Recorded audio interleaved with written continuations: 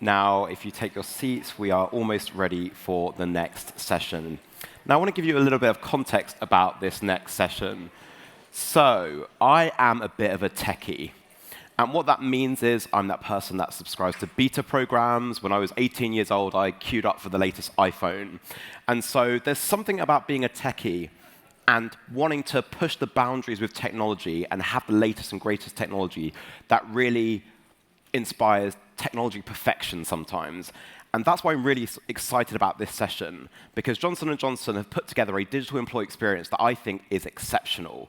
So I'm really excited for you to see how they bring it together. So this session is from friction to flow, how Johnson & Johnson delivers a seamless employee experience for 130,000 employees.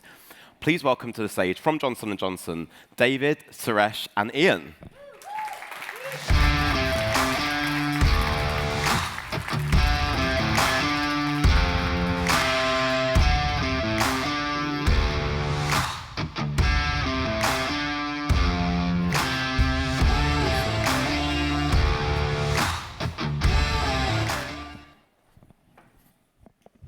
That last session from Dr. May Jamieson, that was so inspiring and so thoughtful.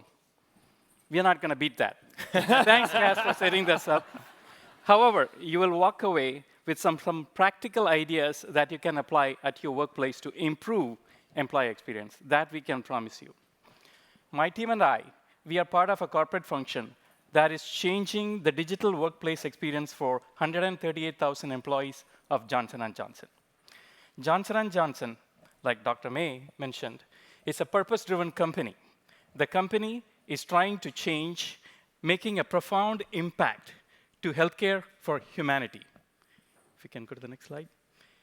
We have 138,000 employees spread over 65 countries. The company spends over $17 billion in research and development every year.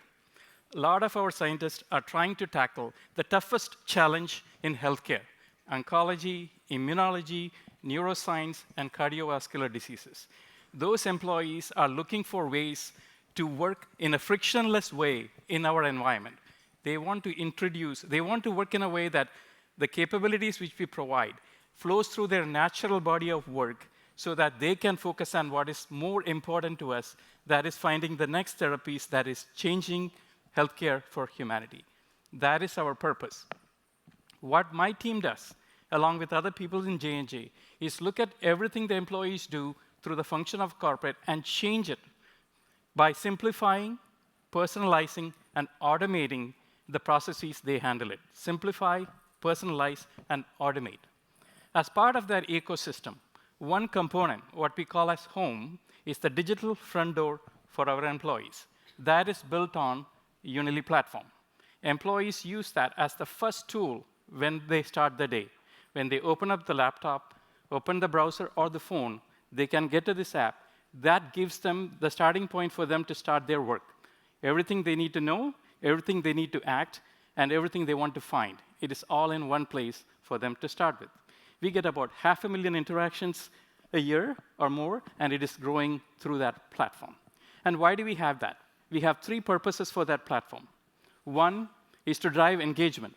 We want our employees connected to our purpose and giving them all the information from top down and horizontal, so they are well connected on what we are working on from our product perspective and how they can interact with our community to get that work done, whether it is new research, manufacturing, or commercial pipeline, or feedback from our customers. Customer experience, we post videos on how our product is changing their life. That gives them connection, that gives them purpose, and it gets our employees engaged on a day-to-day basis. Second purpose is being informed. Employees have a way to search through our content to find out everything about the company, find people in the company, and also any publications that is coming internally from communications, our leaders, our businesses, they can find that easily through home. That's the second purpose.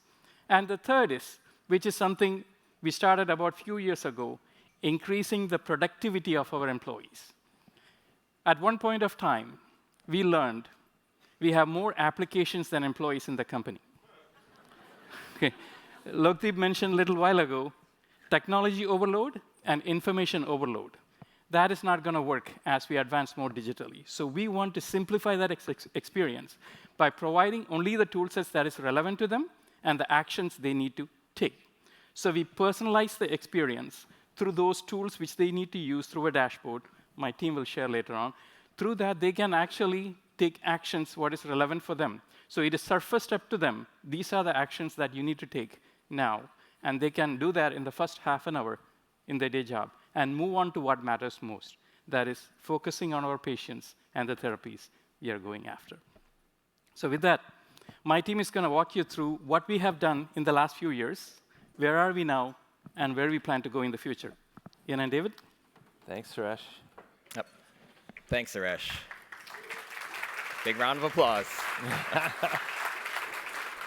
So in our presentation, we're going to talk about how J&J's dedication delivers seamless experiences for our employees. We're going to start by sharing our journey and how we have transformed digital experiences at J&J using our Unity platform that we brand as home, and how we help our employees do their best work. Next, we'll talk about our employee-centric approach and how listening to employees and designing with them in mind drives every improvement we make. Then, we'll talk about some real-world examples, practical cases such as consolidated dashboards, smarter search, and personalized news that have made a real impact. And finally, we'll talk about the future and how we see both technology and cross-collaboration shaping what's next for J&J's employee experiences. By the end of this presentation, you will see how our dedication helps us move from friction to flow by creating an engaging and seamless workplace for employees. Let's start by taking a look at our journey from friction to flow. In 2020, we launched Home on the Unity platform and quickly were recognized as the Nielsen Norman Group's Best Intranet winner. In 2021, we launched My Dashboard, a personalized views of your to-dos and notifications for all our employees. 2022 saw us deploy our first employee-wide chatbot, as well as our first CSAT survey, helping us get feedback and insights for employees faster than before. 2023 was a pivotal year for Johnson & Johnson. We launched our new company identity and new company strategy. Home helped us by launching our brand new landing page with a consolidated newsfeed and redesigning all our content to fit with the J&J brand. 2024 saw us roll out extensive accessibility updates, as well as optimizing and expanding our dashboard views, meaning Home is more inclusive and efficient for our employees. Finally, earlier this year, we deployed our custom GenAI search experience, making it easier than ever for employees to find the answers they need in their home search queries. Now, our progress is reflected in our metrics. You can see that our CSAT scores have steadily improved from 76% to 86% today. This reflects the impact of our continuing improvements. But satisfaction is only part of the story. As you can see in the right-hand chart, our page views have also increased with a remarkable upward trend, meaning more employees are actively using our platform to stay on top of both content and the tools that we provide. More page views means more engagement and ultimately a stronger return on investment for every effort we launch into improving our employee experiences. Now, each milestone that we delivered helped us remove a barrier of friction for employees and enhancing their experiences. But to take a look at how we navigate a journey, we're going to take a look at our approach. Our approach is rooted in our organization's strategic 3 E's value framework. It's not just a methodology, it's a mindset. By focusing on our 3 E's, we can help move employees from friction to flow. Starting with efficiency. Our goal here is to remove barriers to work. By tracking task completion time and reduce redundancies, we are able to make sure that when our employees work both quickly and easily, their experience improves, and so does their engagement. For experience, it's all about improving satisfaction and engagement. We track things like feedback scores, as well as delivery of personalized features. By doing so, we're able to tailor custom solutions that boost both productivity and satisfaction. And finally, effectiveness. This is all about driving impact by leveraging insights. Adoption rate and ticket reductions are 2 KPIs here. When we have effective solutions, our employees use them more, and we spend less time supporting issues. That means home is not just available, but it's actually making a difference in the way people get their work done. By leveraging these 3 E's, we can ensure that every initiative our team makes is going to be enhancing the employee experience. So in summary, efficiency, experience, and effectiveness help us create a workplace where employees can truly thrive, moving us from friction to flow.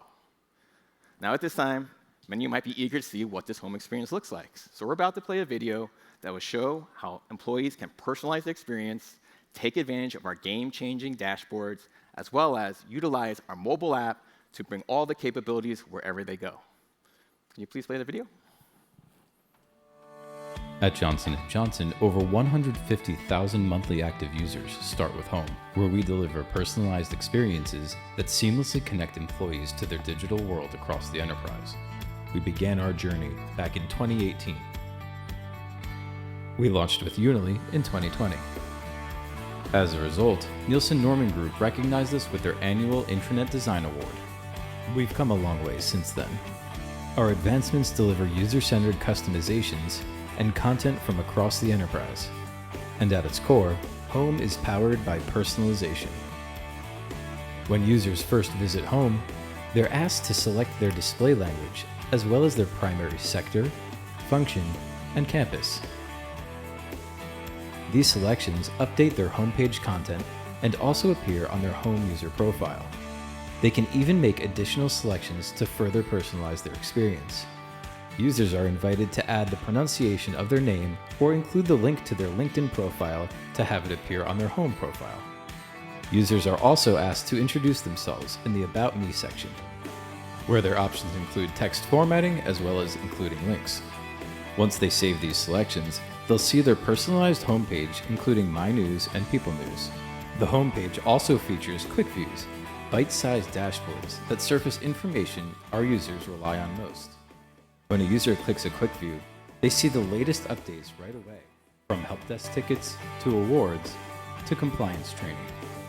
These mini dashboards are designed to keep users informed and compliant, all within the Home ecosystem.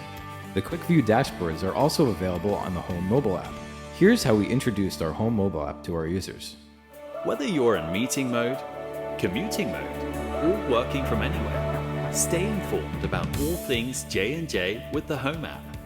Think of the Home app as your app of apps, an essential mobile solution that puts the power of the home site in your hands, providing simple, integrated interactions across the J&J digital ecosystem.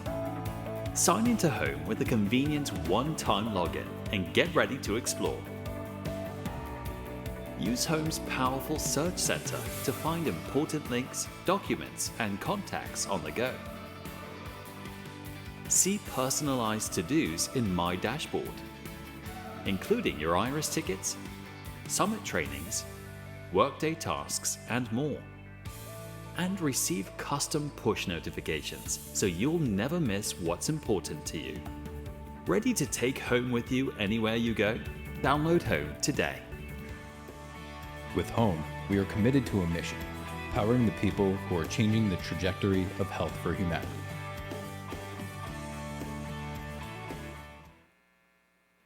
Thank you. Hope you guys enjoyed that video. Now, as you just saw, seamless access and personalization are very important to us delivering our solutions. But there's also another key secret ingredient: employee listening. That's why at Johnson & Johnson, we understand that listening to our employees is at the foundation of every great employee experience. That's why we have tools and methods to collect employee feedback along every step of the way. These tools allow us to quickly collect information for areas of opportunities as well as friction points. But it's not just about collecting data, it's about acting on it.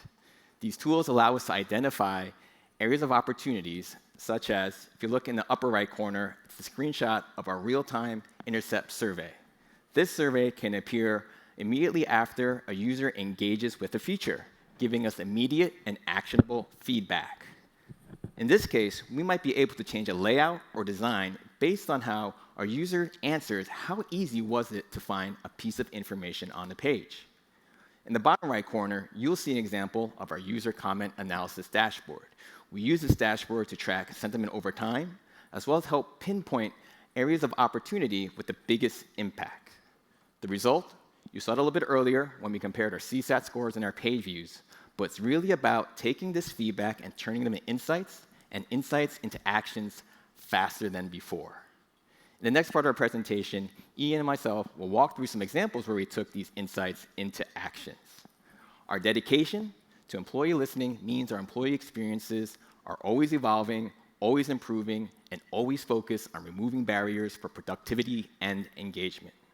In short, our investment and commitment to employee listening isn't just a process, it's a promise. We're dedicated to making sure that every employee experience on home is informed, seamless, and engaging. That's how we move from friction to flow. Now, to highlight an example of us moving from friction to flow, we're going to talk about our employee dashboards and productivity tools. Now, at Johnson & Johnson, we understand that our employees can often be overwhelmed with too many systems, too many notifications, and just not enough time. That's why our solution was to deploy an integrated experience via our dashboards. As you saw in the video, these are quick views that offer real-time tasks and notifications, all within a single click from our landing page. These connected widgets eliminate the need for system switching, searching through emails, and ultimately offers up a better user experience. The results speak for themselves. We've had over 1 million engagements with quick views this past year. Our dashboard page is the third most visited page on our platform, and we have an 88% helpfulness rating for our apps from our employees. That means these aren't just vanity metrics. Our employees are finding real value in the tools we provide. They are spending less time searching and more time doing meaningful work. More clicks means more engagement, which means higher productivity. Now, to go a little bit deeper into one of our quick views, we're showing our Learn quick view. Not only does it show the required trainings a user may need to take, it also empowers our employees to manage their learning and development by offering up opportunities for skills development, mentorships, and career advancements. It's a simple and integrated experience that allows our employees to take control of what matters most to them in their development, personal, and professional journey. In this view, you'll see an example of our My Dashboard, a personalized hub where messages, tasks, and personal announcements can be seen in one view. With everything in one place, employees can see what's most important, stay organized, and manage their work. It's a simple, integrated experience that allows our employees to focus on what matters the most to them every day. Now, I'll turn over to Ian, who's going to talk about how profiles led to better experiences. Great. Thanks, David. So I'm going to start with a point of friction that I've experienced personally. So Johnson & Johnson is my first time working for an enterprise, and I didn't realize how long it could take to find someone who works on a particular platform or project. Apparently, it can take weeks. And so that was news to me.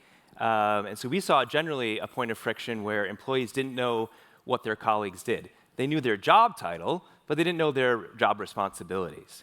The other obstacle that we saw is that people didn't have a good way to get acquainted with new coworkers that they were working with, to sort of break the ice with people who they were put on a project with and that sort of thing. And so our solution was robust employee profiles. So I'll give an example here, which is About Me. So About Me, we ask employees the question, how do you introduce yourself in a meeting, right? It's not a long answer. It's a very succinct answer. In a lot of cases, people will get in a meeting, someone answers that question, they introduce themselves in a meeting, and people are like, oh my gosh, I didn't know you did that. This is great. Well, we wanted to head that off and include it in About Me. And when you include it in About Me, it's searchable. And so you can kind of SEO yourself. So you can list the projects and platforms that you work on, list some skills you have, people search for you, and then you pop up. And then we wanted to take it one step further. So with About Me, it's also a personal showcase. So you can see here we supported text formatting, we included links, so I can link off to a resource that I'm commonly asked about. I can link off to a project that had an article written about it. I can link to a website that I work on. I can encourage people to download the Home mobile app. So there's a little opportunity to show off a little bit when people do end up on your profile. Another thing that we recently added was get to know me questions. So this is also intended to sort of break the ice when you're first meeting with some people or you're about to go into a meeting with someone. You can find out maybe you both play the guitar, you both enjoy photography, that sort of thing. And so the get to know me questions, you choose from a handful of questions. You can choose up to 3 to display on your profile. And when someone is first working with you, they can get a sense of what you're about. What's interesting there is we also were able to take these answers, plug them into generative AI. They're text answers. We weren't asking multiple choice questions, but plugging them into generative AI, we were able to get some quantitative results. So what's my favorite part about working at J&J is the mission, but I'm actually in the minority. So most of the people at J&J actually say it's the people. And so I'm traveling with these folks and coming down to Nashville, and I'm going to stick with my answer. It's all about the mission for me. So I'm just kidding. We've been having some fun. Another thing that removes some barriers is, especially for a global organization, we get a lot of kudos on adding name pronunciation to the profile. And so my name's not difficult to pronounce. It's even easier to indicate how it's pronounced. It only takes 2 letters. But I work with Amanda Ciosi and Joe Serralo, and a lot of people whose names are not intuitive in terms of how you pronounce them. And so we found that as a really great way to remove barriers, remove some awkwardness, and it really addresses 2 different audiences. One, the overachievers who can go in and on their first meeting, they can nail the pronunciation of the person's name and look really smart and feel like they're being very respectful and on point. And then the rest of us who basically, it's the 3rd meeting. You're already supposed to know how to pronounce their name. You go to the home profile and you can figure that out. So a lot of good kudos on that. The other thing we did is I think there's a really interesting moment when you first join a company, which is that your boss, who you barely know, writes an article about you and sends it out to the company, a bunch of people you don't know. And they ask what you do in your spare time. You have this sort of semi-surreal conversation with your boss, and it goes out into the wild. And you talk about things like what you did at your old company, which for me, at Johnson & Johnson, doesn't come up a bunch. But it's a really great intro to someone, right? Why did we hire this person? What's interesting about them? And you put it out into the wild, and then it falls off the newsfeed. So what we wanted to do was give that a forever home on the profile. So whenever you're mentioned in an article, you're actually building up a feed that appears on your profile. So that's not just hires and promotions, but also if you're part of a project or a feature launch, something like that, where you're mentioned, it's building up a feed of articles so you can get to know someone. Maybe it's your new boss. Maybe it's someone who you're working on a project with. So making it ever easier to connect with people and get to know them. So that's a little bit what we've done with the profile. Another thing here that we've done is with personalized news. And so we mentioned that we're always listening to our employees. And our employees were saying, we like the news, but do we have to have 4 different feeds? It's a little bit much. So people found the experience to be a little bit scattered and a little bit overwhelming. They wanted to get a little bit more straight to the point. And so, seeing the 4 feeds here, it wasn't hard to disagree with them. And so we have a great design team, and I hope some of them are listening on the stream right now. And what they did is they took the 4 news feeds and they consolidated them into 1. And so what we have here on the left, the leftmost tab is the All tab. So if you're just trying to breeze through the site and just get the latest updates, you can do that. You can get all your personalized news, just the latest first. But if you're more interested in campus news or something like that, you can jump in and look at just campus news and see what's going on locally. And what's great about that is that we actually remember your selection. So if you've clicked on campus, next time you come back to the homepage, we'll remember that. You can come back to it. The other thing that we did is by actually saving that space, we actually created even more space. So our organization has a need for regional news, right? So we have what are clusters, groups of campuses spread across different countries that work on different therapeutic areas. So there was a strong demand for regional news. Since we were already rolling things up into 1 feed, we were able to add regional news. We also added events, because again, a lot of time and energy goes into these events, and we wanted to basically give them a second life. So if you look at the events tab, you'll see a rundown of events that are coming up for you, and it gives it another chance for you to take it in.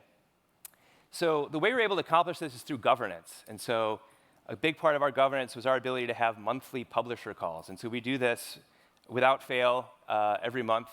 And we're meeting with them. We're getting a lot of good feedback. Maybe it's how you tweak things in the CMS to label it to make it a little more clear. That's really easy to do in Unity. You can tweak the field. So we get feedback from them. We optimize that so it's clear. We might show them a prototype of a new homepage design. We might show them a prototype of a new article page, things like that. So it's definitely a community, a lot of two-way communication, and a really productive tool for us. And it also allowed us to communicate the rules of the road. So you don't spam your campus. You don't spam random campuses to showcase news. That's more reserved for local events and blood drives, things like that. So to keep people in their lane, we communicate that to them in the publisher call. We get a lot of great feedback back. It's a really powerful tool for us. And so I'll take one more look here at the Events tab. What's great about this is that the Rutgers alumni event might have been published 2 months ago, but now it's having a second life as an upcoming event that's personalized to you. Again, the time and energy, we try to have the content have a life that reflects the time and energy that goes into the creation of the event or the creation of that article, and to make that proportional. So my news has been a very welcome improvement from our users. To talk a little bit about search. So we've known from the beginning, since we've been talking to our users, that they want a single authoritative answer to their query. And so we aim to deliver that with generative AI overviews. It's currently in limited beta, but we've getting good feedback from the people who are part of the pilot, positive scores in terms of CSAT relative to the control group, the people who are not privileged to generative AI overviews. And a couple things that are really great that are happening. One is that users are increasingly asking natural language questions. And so that's, first of all, just like a gold mine in terms of user intent, right? Like they're actually giving you, they're giving you exactly what they're looking for. And when that's paired with, say, a thumbs down, we know that there's an unanswered question there. And so what we do with those unanswered questions is when they reach a critical mass, we take those to a subject matter expert and get them answered, and we publish FAQs based on their question. So even though we're not fully rolled out to the enterprise, we've created this workflow where unanswered questions get sent to subject matter experts, FAQs are published, the generative AI processes the FAQs, and the next time someone comes back with a question, we have an answer for them. So we've set up this workflow that's going to be really powerful for us when we get into full production mode. And we close those content gaps. So that's a little bit about how we're doing generative AI, and a big part of that has been feedback, thumbs up and thumbs down, and then also people leaving comments. So that's been a fun project to work on. The other thing is a little more straightforward, which I don't know if you've encountered this friction, but sometimes users search for a link. So they search for Brand Center, and what comes up is a collection of links. But if you want to favorite that link so that it's permanently in your bookmarks, you need to go to another part of the site or another page to favorite it. And so what we're rolling out right now, again, using an API that's available from Unity, is to favorite a link right in the results page. So we're going to be rolling that out shortly. And another thing here is videos and brand resources weren't easy to locate. So we mentioned that J&J did a big rebrand. We had something called J&J Day a couple years ago. It's a brand new logo. It's new colors.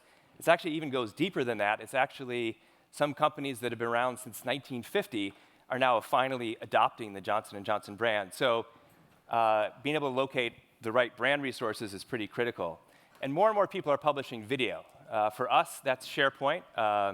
So we have the appropriate permissions and things like that. People are publishing video on the SharePoint platform, but they want to be able to get to it more quickly, and we want to surface, again, things that people are putting time and energy into.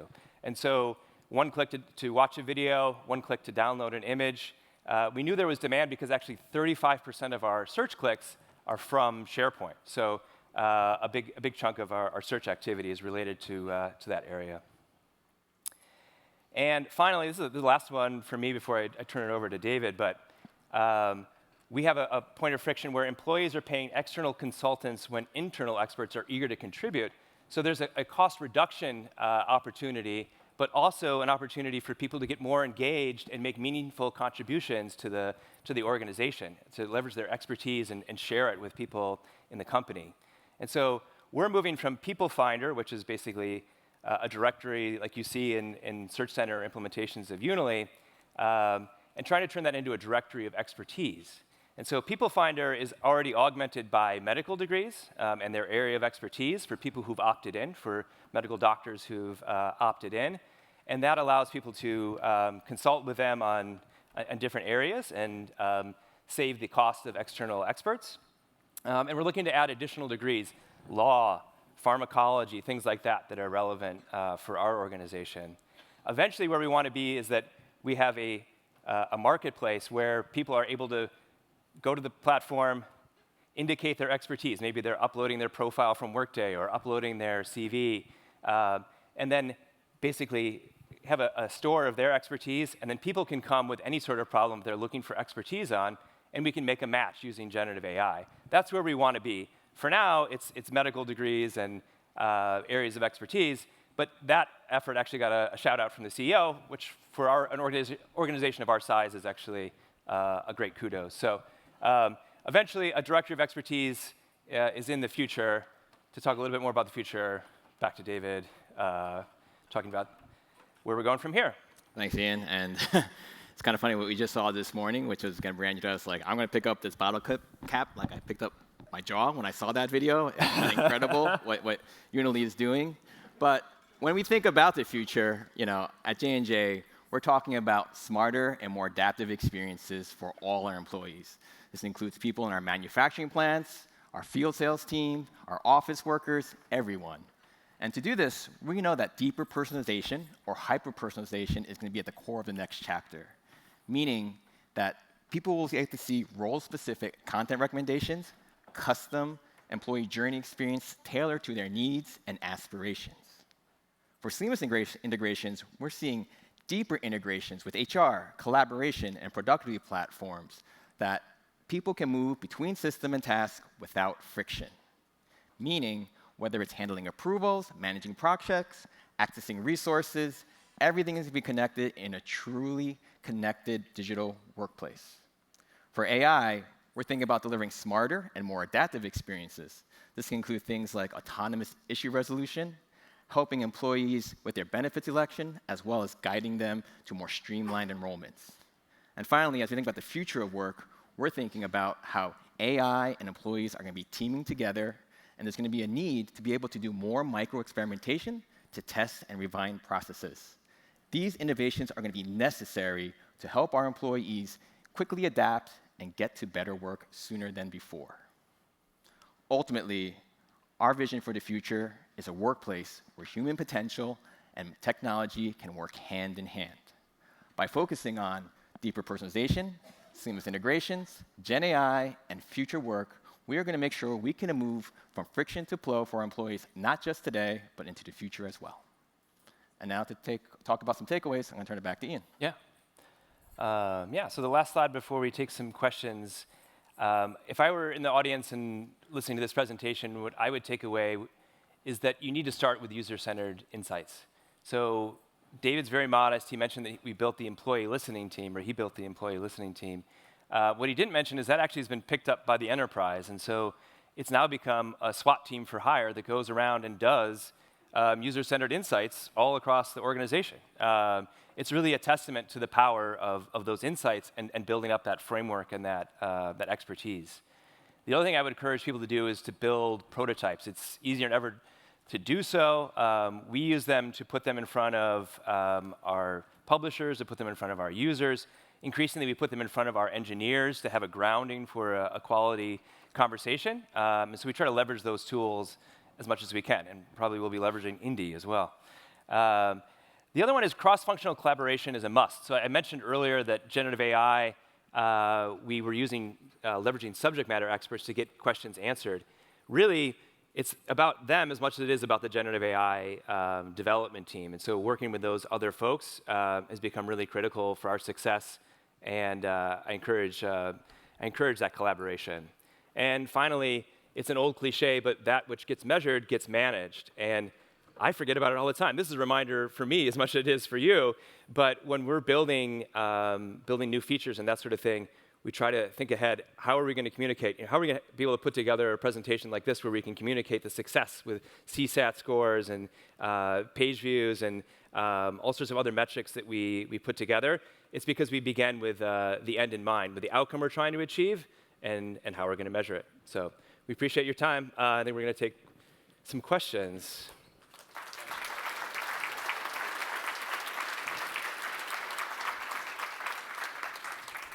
Cool. That was incredible. I'll take the thank you. So that was incredible. I think what I took away from it was how the way that your dedication comes across is that you identify the friction and then you fix. Identify friction and fix. And I think what's cool about that is the way you fix it, because it can be easy just to jump to the technology, but what you deliver is kind of a beautiful blend of productivity and people. So yeah, great job. I'm really excited about this. And people are as well. We've already had 19 questions, so please do vote on your favorites because we won't have time for all of them. But the first one is from Andre at ABB, who asked, we obviously had a look at the employee profiles. How do you get employees to kind of have the culture to fill in those profiles so you really get the value of it? Yeah, I mean, I'd say we're still a little bit in the early stages. One thing is that when you first visit home, you are encouraged to fill out the profile, to ask a lot of those questions. And what we've seen is more like grassroots efforts. So the medtech department or division might say, we're really interested in having people talk about how they're all in and things like that. And so we can create custom questions for them and have them do things that way. Yep. And then also top down. So I haven't done it yet, but now that we have the get to know me questions, I'm really keen to have Joaquin Duato, our CEO, answer them and have that trickle down as well.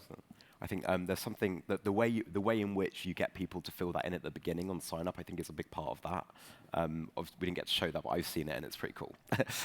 So the next question is from Maria at American Express, looking at, so obviously we saw some really cool features.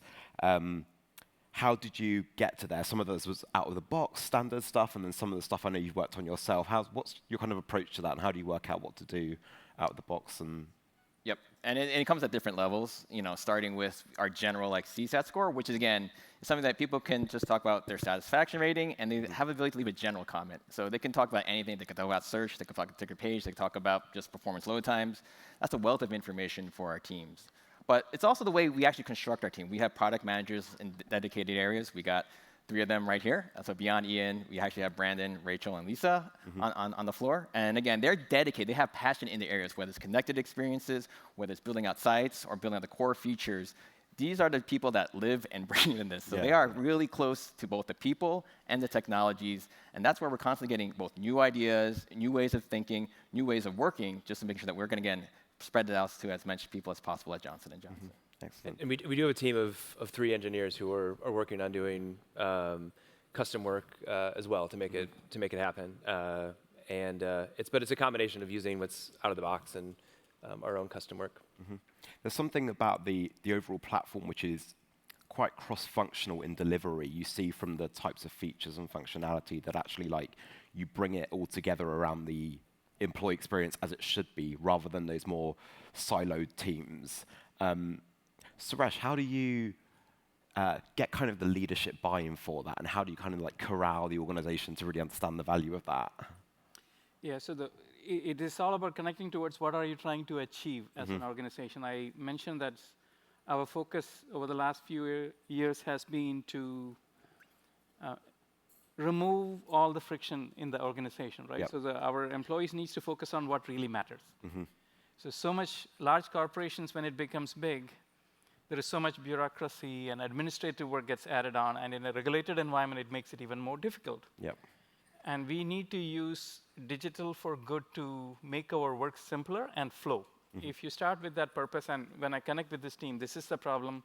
This is what we are trying to remove from a additional step or a friction perspective, and this team gets wired up and say, okay, we can find a way to solve that problem. And one of the dashboards which you saw was people are falling behind on their actions. So they said, all right, let's put a mechanism for them to see what is spending on them. And that is what that came in. Then David talked about our workforce. We have 4 types of workforce. We have office workforce, like us.